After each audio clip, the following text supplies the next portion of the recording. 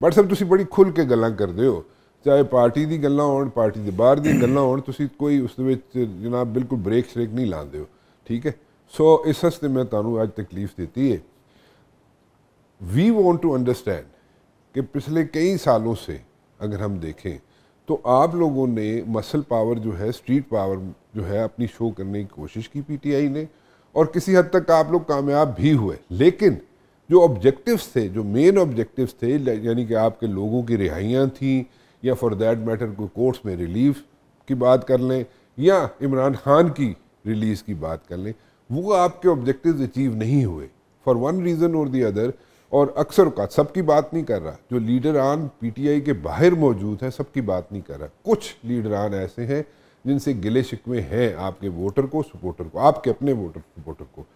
सो अब एक मरतबा फिर आप कह रहे हैं जनाब एहतजाज करेंगे, तो इसमें से ऑब्जेक्टिव जो है आपके अचीव हो जाएंगे, नंबर वन। और सेकेंडली, ये फिर एक मरतबा एक सिचुएशन नहीं क्रिएट हो जाएगी इस्लामाबाद में। आज की करंट सिचुएशन में, आज के पाकिस्तान में, मैं आपको कहता हूँ कि अगर हकीकी मानों में आइन, कानून और रूल ऑफ लॉ की बात करने वाली कोई जमात या कोई लीडर रह गया तो वो सिर्फ और सिर्फ पाकिस्तान तहरीक इंसाफ और इमरान खान रह गया है। मैं इस बात की कंटिन्यूटी करने से पहले ना एक छोटी सी आपको एक ऐसी बात बताता हूँ कि हमारे एक दोस्त थे मियाँ गौस साहब, वो गिरफ्तार हो गए। वो बड़े पीर भी हैं, अपने इलाके में उनकी बड़ी एक सह है। तो जब जेल से रहा हुए तो एक कांस्टेबल आया और उन्हें आकर मिला। उन्होंने आकर कहता है कि पीर साईं सलाम अलैकुम।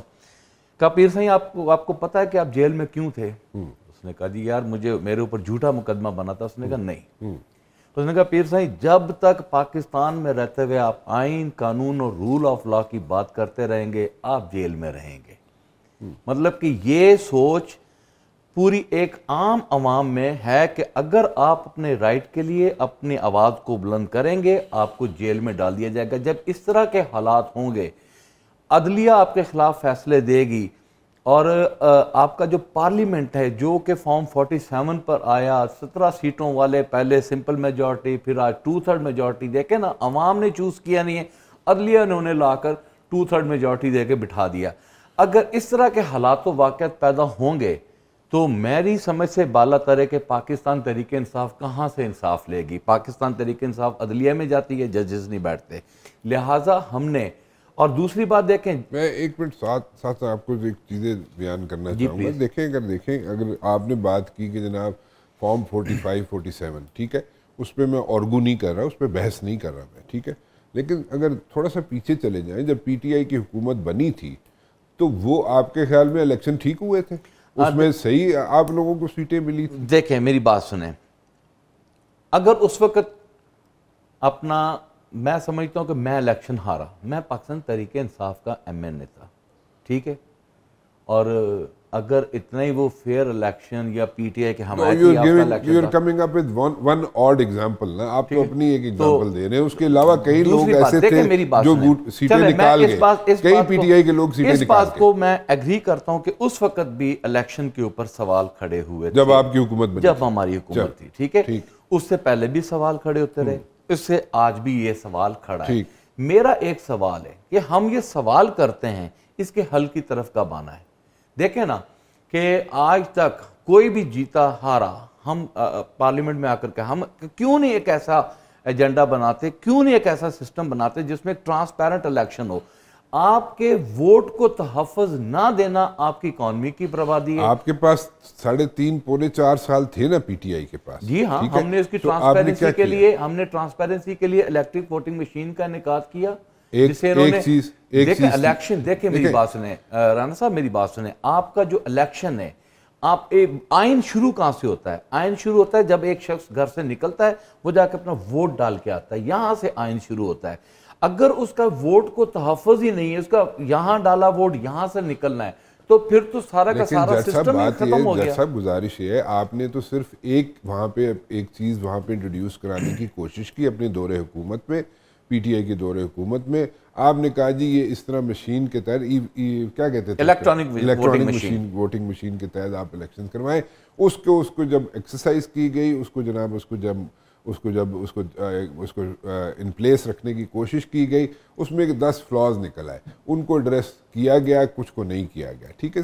वो नहीं हो सका। सो 3.5 पौने 4 साल में पीटीआई ने अगर देखा जाए तो वो चीज़ इम्प्लीमेंट नहीं कर सके जो आज आप कह रहे हैं कि होनी चाहिए, ट्रांसपेरेंट इलेक्शन होने चाहिए, वो तो नहीं हुए। हमने उस इलेक्ट्रॉनिक हमने इलेक्ट्रॉनिक वोटिंग मशीन को लेकर आना चाहा जब हमारी हुकूमत गई है, जब यहाँ पर रजीम चेंज हुआ है, उसके बाद इलेक्ट्रॉनिक वोटिंग मशीन। उसके पहले भी आपने कोशिश की थी? नहीं, हमने 2013 में जब हमारे पास हुकूमत 18 में आई है, हमने ओवरसीज पाकिस्तानी को सामने रखा, हमने लोकल पाकिस्तान के वोट को एड्रेस करने के लिए कि एक ट्रांसपेरेंट इलेक्शन पाकिस्तान का basically never happened, right?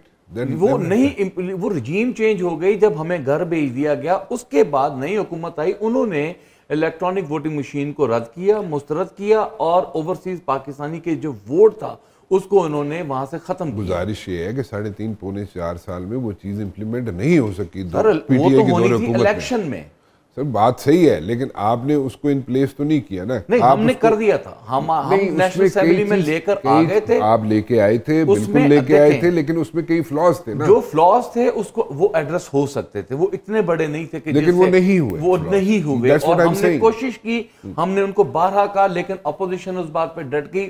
Basically मेरा कहने का मकसद यह है कि अगर आपने उसको नहीं माना तो उसकी वो आज बुनियाद दोबारा बनी है कि आपका इलेक्शन दोबारा रिग हो गया है। और देखें, तमाम पॉलिटिकल पार्टीज ने कहा ये इलेक्शन ट्रांसपेरेंट नहीं हुआ।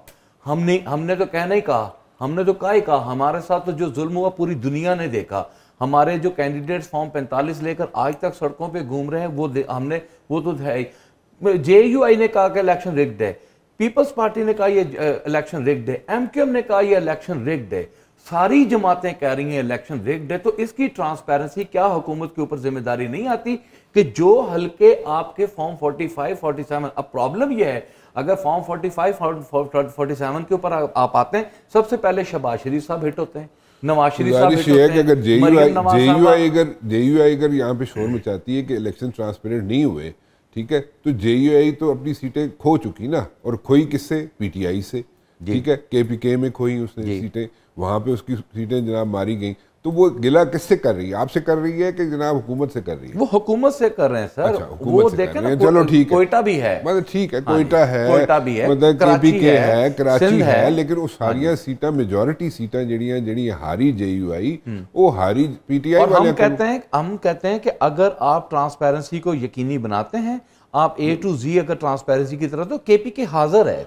केपीके उसमें बैकफुट पे नहीं है। क्या मतलब? केपीके हम कहते हैं कि अगर मियां शहबाज शरीफ साहब, मियां नवाज शरीफ साहब, मरियम नवाज साहबा अगर ये ट्रांसपेरेंट तरीके से अपने हलकों को ओपन कराते हैं, तो जेयूआई जिन हलकों की निशानदेही करेंगे केपीके में, हम तो रिकमेंड करेंगे उन्हें भी खोलें। बाखबर रहिए हर जगह हर वक्त, और अभी सुनो न्यूज़ का यूट्यूब चैनल सब्सक्राइब कीजिए, बेल आइकन पर क्लिक कीजिए और जानिए मुल्की और गैर मुल्की हालात व वाक़यात यकीन के साथ।